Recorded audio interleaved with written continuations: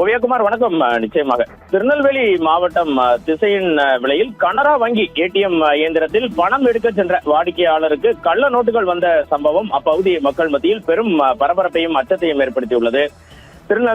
திசையின் விலையில் இருந்து நவ்வலடி செல்லும் சாலையில் கனரா வங்கியின் ஏடிஎம் ஒன்று செயல்பட்டு வருகிறது. வழக்கம் போல அப்பகுதியைச் சேர்ந்த வாடிக்கையாளர் ஒருவர் அந்த ஏடிஎம் மையத்தில் பணம் எடுக்க சென்றுள்ளார். பணத்தை எடுத்து பார்த்தவருக்கு பெரும் அதிர்ச்சி காத்திருந்தது. ஓவியா, இயந்திரத்தில் இருந்து வந்த 500 ரூபாய் நோட்டுகள் பார்ப்பதற்கு கள்ள நோட்டுகள் போல தெரிந்தவுடன் உடனடியாக அவர் அதனுடன் இணைந்த வங்கியின் மேலாளரிடம் வங்கி நிர்வாகத்திற்கு தகவல் தெரிவிக்கிறார்.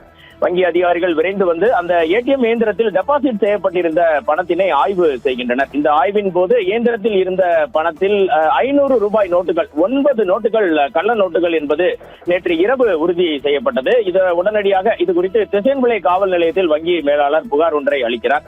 புகாரை பெற்றுக் கொண்ட காவல்துறையினர் இது தொடர்பாக தற்போது வழக்கு பதிவு செய்து தீவிர விசாரணையை தொடங்கி உள்ளனர். ஏடிஎம் இயந்திரத்தில் கள்ள நோட்டுகளை வைத்தது யார்? பணத்தை நிரப்பும் பணியின் போது ஏதேனும் குளறுபடி நடந்ததா அல்லது திட்டமிட்டு யாராவது மோசடியில் ஈடுபட்டார்களா என்பது குறித்து ஏடிஎம் மையத்தில் உள்ள சிசிடிவி கேமரா காட்சிகளை கொண்டு காவல்துறை திசையன்விளை காவல்துறை தற்போது தீவிர விசாரணையை நடத்தி வருகிறது.